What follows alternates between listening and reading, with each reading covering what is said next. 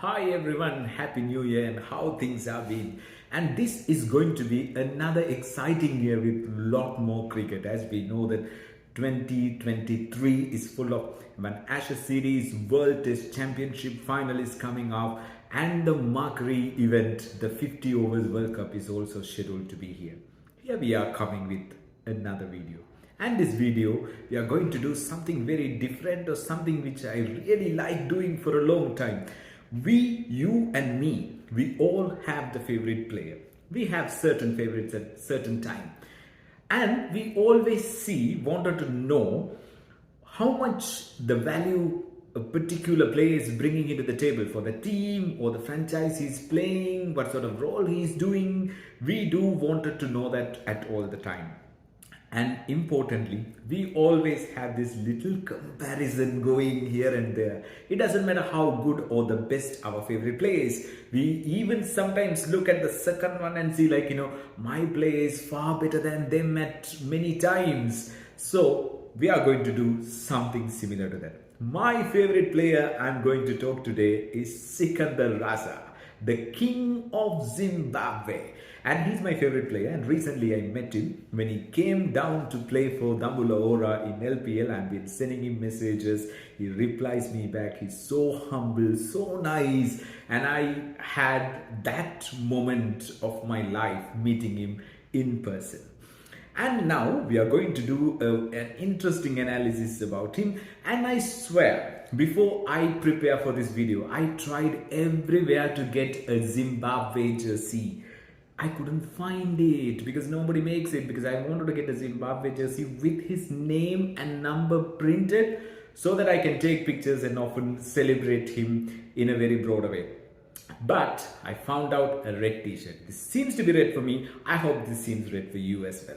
Or else the green color, because green is the second color that Zimbabwe uses, and in test matches they wear the green color hat and helmet.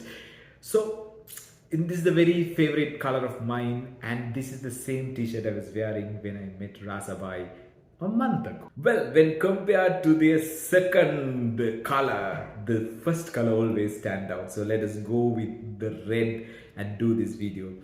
So now we are going to see how good he is, because as we know, Sikandar Raza is an all-rounder. He bats well, he bowls well. So we found some benchmark and we want to compare him, because he recently got nominated for 3 ICC awards. That's not 1, 2, it's 3. It's massive, and I seriously hope that he wins 1 out of that. And we have taken certain benchmarks. So if you just really take T20, you can't find a better player than Surya Kumar Yadav, because even I took that pose because I was just wanted to say his name in a very, at least say his name in a slower manner, because he doesn't bat slowly. He comes, he fires, whether it is runs, whether it is strike rate, whether it's average, whether it's shots or any number, you have to have sky on top. Sky is on sky. And when it comes to bowling, we have found another way of doing that also. So that's surprise, it's coming through you. We wanted to analyze the T20 batting. How can you do that without dot balls? Because dot balls are detrimental for T20 batting, because this is something you can't have, but bowlers will force you to have. But when you just compare both of them, it's obvious the better person, or the person who is ranking number 1 in ICC T20 batting, obviously going to have more than that. But here we are so focused about how much my favorite player is closing him, But when it comes to Raza, his job role, or the role which actually he's playing in Zimbabwe cricket team, doesn't normally demand him to come and bat in power plays. So that's a very, very important factor which we need to consider, because if he comes to bat in power plays, that's going to be something really wrong, because Zimbabwe is going to lose so much of wickets in up front. But when it comes to death overs, that's where the magic happens, because both of them are looking very neck to neck. So that means Raza is doing well in terms of dot ball. Another big parameter which a T20 batter should have is ability to score boundaries. Because nothing is like, given as you should only score boundaries, but you should be able to score more. But as I told you, because Sikandar Raza's job role is not about like, coming and playing in the power plays. But when he was given the chance, he seems to be scoring a lot of boundaries. So that means like, he's ready for the challenge. He's stepping up for it. And every batter, whether it is like, Sky or somebody else or any other batter who is going to come, middle overs are going to be a little bit tough for them to score because the opposition team is going to scrutinize you in the middle overs. So obviously, it's obvious that somebody loses or like, finding it a little bit hard to score in the middle overs. But when it comes to death overs, it seems to be like, magic. So despite them playing two different roles, despite them playing in two different countries, despite them playing like, in a completely different atmosphere, because when it comes to Sky, he has like, top three, or they are batting around and they're scoring runs, but sometimes Sikandar Raza need to carry the entire Zimbabwe batting on his backbone because in his shoulders, because that's how teams dynamics are there. But still their batting style seems to be very much similar because both of them are very fearless. They are scoring runs. So this is what numbers always make us understand, because that's a crucial point, because the style of batting, the fearless batting, the element which they bring in, or the fear factor they impose in the opposite batting bowling department, that is something very special. Because we always think batters used to score so much sixes in the power plays because the field restrictions, and the six tend to dry out in the middle overs and they come back in the death overs. But if you are an extraordinary batter, or you somehow wanted to like, challenge your opposition's bowling, or if you want to take them down, if you want to give them a shock or to impose a fear factor, you should be able to hit sixes in the middle overs, because that's where you don't let the opposition bowlers to settle down, because that's where they thought of like, they can come hard at you, but you go hard at them. And Sikandar Raza does it exactly what I say, because when you see the sixes, when compared to the power plays and the mid overs and the death overs, the mid overs sixes, the percentage is higher. So that shows this batter is completely fearless and he's up for the challenge. He's like, creating so much problem to the opposition bowlers. Isn't it a good factor, or a factor which you would obviously wanted to have in any of the T20 batter? He seems to be having. So it's fair enough that he gets nominated for this ICC awards. When it comes to strike rate of a T20, this thing, what is the ideal strike rate? I'm not asking you to comment on this global debate which is going on, because Pakistan upcoming selector told like, anybody below 135 should be banned from the national T20 side. But whereas even if Sikandar Raza need to play for Pakistan, he gets qualified, because look at his spin, it's 140 and his fast is 150. So when you have 140 and 150 against two different type of bowlers, that means you are lesser trouble by anybody, because you have like, certain matchups, nothing working against you, everything is going for you, and you are creating trouble to that. Because we have seen some greatest who are batting in T20s also sometimes like, getting average with 120 and like a little over 120. So like, 140, 150, absolutely gold. So he is perfect in terms of batting department. We have seen what a good batter he is, but batting is not the only thing which he brings to the table.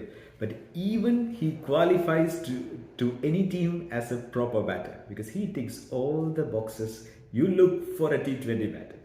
But his bowling is unbelievable. So we have taken Sky, the number one batter, to compare. So for the bowling also, we need to go for the number one bowler and bring in Swanindu Hasaranga.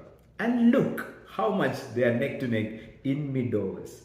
When it comes to mid overs, you tend to have a lesser economy, because economy is a very crucial factor, because people tolerate you having a little bit higher economy unless you take some wickets in the middle. But having a low economy and able to take wickets means it's gold. You are bowling in par with proper bowlers in this thing. So what an asset this guy is. And when it's mid overs, he has less economy than Wanindu Hasaranga, the number one T20 bowler Wanindu Hasaranga. That means he is an asset. And do you still have a question why he's been sought after by all the world leading leagues? This is quite unbelievable. I know that he's good with bowling. He has variations. He uses his brain very much, and he's very tactical, and he bowls in the right areas, and he takes wickets. He does scrutinize the runs. But I never expected him to have such a good figure when compared to the number one bowler. Now you must be wondering, is his heroics only limited to T20s? No, because we have 50 overs also to be talked. Because we, as I told earlier in the video, we have a 50 over World Cup coming, and Zimbabwe is going to play the qualifiers or get qualified, because depending on the other fixtures and the numbers and all these things.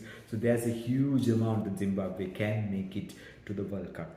And now we have taken some sort of things to compare each batters, because we have, if you just really take an innings in 50 overs, you minimum has 300 balls. So we have taken from the last years who have faced more than 300 balls, because that's a substantial amount, because which gives us the liberty to compare each one of them, because there's no point of comparing it if somebody only played 4 good innings with others, because we need to have a common ground to do that.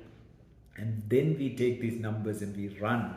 And this is so surprising, because 50 overs World Cup is, because 50 overs we are talking about 50, ODIs are on the decline, and what will be the future or something like that. But everybody is watching this 2023 World Cup as this marquee event, because just to see how the viewership is going on. So is it viable to play 50 overs and all these things? And here he stand out. And who hits more sixes in 50 overs? Because remember, 50 overs is not test cricket, and perhaps if you are an England fan, you must be jumping gun at with me, because they are playing with the best ball. But 50 overs also have substantial importance about hitting sixes, and he hits it well, and his average is high flying. So obviously, even as a one-day player, he does bring a lot of good impact to the team. And overall, he is none other than a superstar in one day old. When we wanted to do this video, we just really got a few names. Not because he's my favorite, because we just really wanted to dig deep and see what honestly Sikandar Raza has done last year to have such an impact and to get nominated for 3 awards of ICC. So that's where we just really went all these numbers, and we ran and see we got surprised. So we thought of bringing it to you. Raza bhai, you are an asset to any team you are playing. We are so happy about showing your numbers to everyone. We are so happy about it. We wish you good luck in winning one of those awards. And extremely sorry that I couldn't find a Zimbabwe jersey. I would find it soon just to celebrate you. But I hope that we did a justice to the impact you brought into this game, and wonderful. And we just really wanted to thank you on behalf of all the cricket fraternity for keep Zimbabwe floating and playing against, and letting know everyone that it doesn't matter where you start, where you go, how many turns you take. Still, if you have the determination, you can come and play, because we all know the challenges you went through, and it's just not just a year ago you have to take a break because of your health conditions, but you came back and you played well. You got so many awards, and you just really made sure that Zimbabwe was competing in the higher level. So we wish you a rocking 2023, and I wish wholeheartedly for you and Zimbabwe to get qualified to the World Cup 2023. And I wanted to see you show your colors and flying high the Zimbabwe flag and jumping and doing your trademark celebration in India this year also.